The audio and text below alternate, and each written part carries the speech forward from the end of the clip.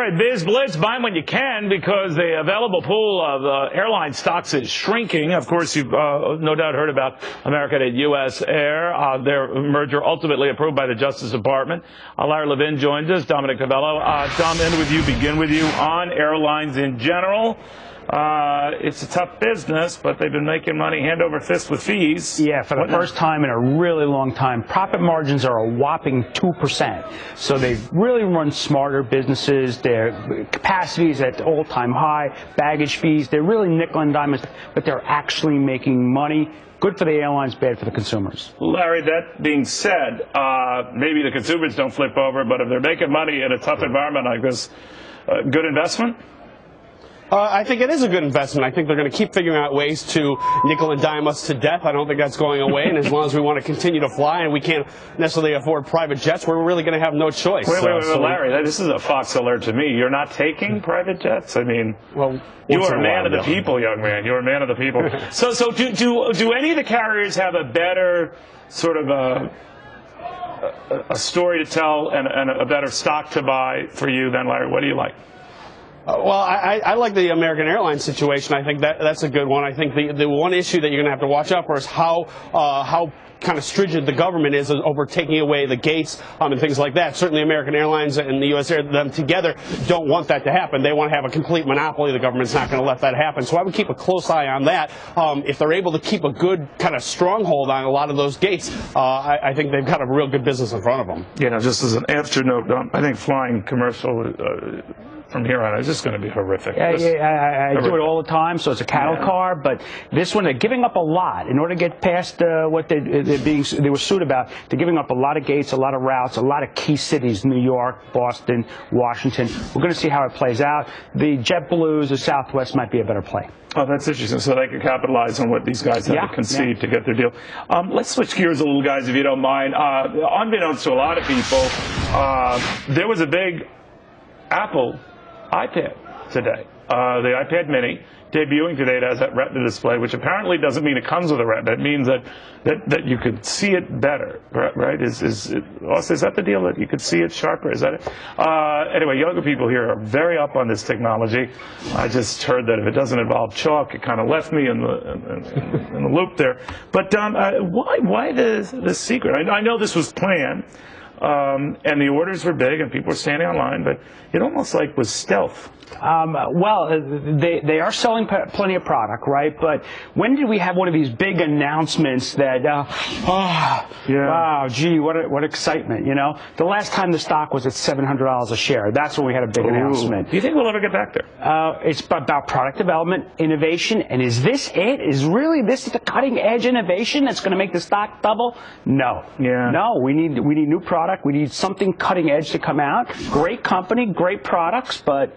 You know, that cutting edge, Larry, seems to be this whisper talk that come next fall. They're going to have like a bigger device, one that curves and all of that. And maybe that's the next big thing. I have no idea. But if you think about it, it's sort of like an evolution of the same thing.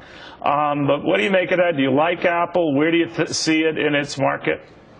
I like it, but I would like it a lot more, you know, if there were more, more new and cool products. A curved screen, it's okay, I guess. It's something different, but it really needs to be thinking outside the box. It needs, unfortunately, another iPhone type thing, and, you know, I don't know if they have that in them. And the other problem is that everybody's catching up, right? Amazon and Samsung and everybody else has these devices, these tablets, and things very similar to what Apple has, and the features are cool on there, too. So Apple's got a lot of work ahead of it. You know, regardless of what happens, Apple, of course, it's clawed its way back, not close to the 700, but it has been trying to claw its way back. And Don, one of the things you always see is that the NASDAQ has been a very quiet, almost sneaky way, clawing its way up almost 30% on the year. A lot of attention to technology again.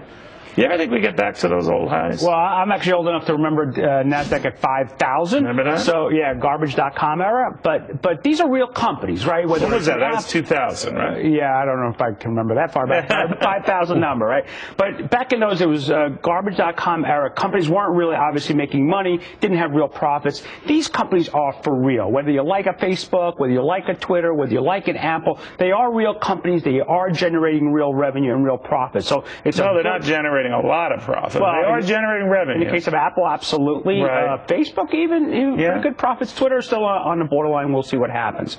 But the reality is, real companies making real profits, selling real products to the consumer out there.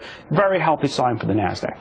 You know, you need a lot more of these, though, Larry, to keep that Nasdaq going and that hope for eclipsing its old highs from, what, 13, 14 years ago. That's a leap, isn't it, right now? I think it probably is, right? I mean, there are companies making money, and there aren't the pets.com, not that that's necessarily a NASDAQ stock, but, you know, we're not talking about that situation. But the competition is tough. That's, I think, my biggest thing about it, Neil, is that you'll be able to play, I believe, both sides of the market. If you're a long player, then I think there's good opportunities. But if you're a short player also, because some of these companies, some of the electronics are going to take hits, and if that's the case, they're going to go down. All right, you can hear that nightcap music. It's our reminder and our guest reminder of stuff they're going to be focusing on tomorrow before they go night-night tonight, something you might want to keep in mind for tonight. Larry, what are you looking at?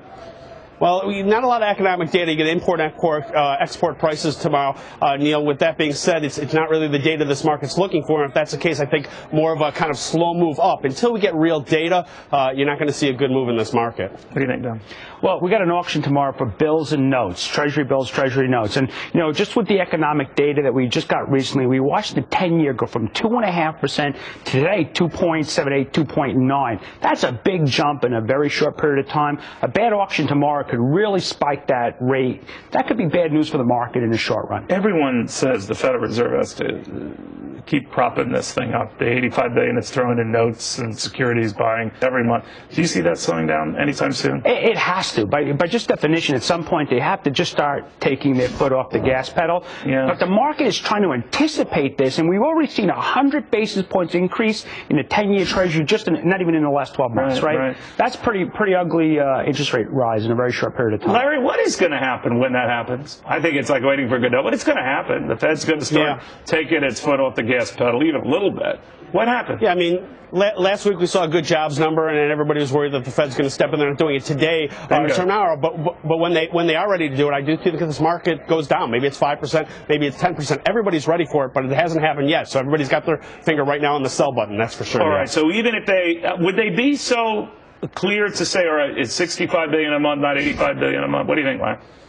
Well, I think that they don't want to say it, right? That's the problem. They're worried when they do say it that's what's going to happen. So maybe they'll do it the way Apple did, and they'll just put it out and not tell anybody. Maybe send an email. Put it on a little mini iPad with Retina display, which apparently doesn't mean you got a Retina with it, but it comes into focus when it happens. Guys, I want to thank you very much. We will see if all that pans out tomorrow.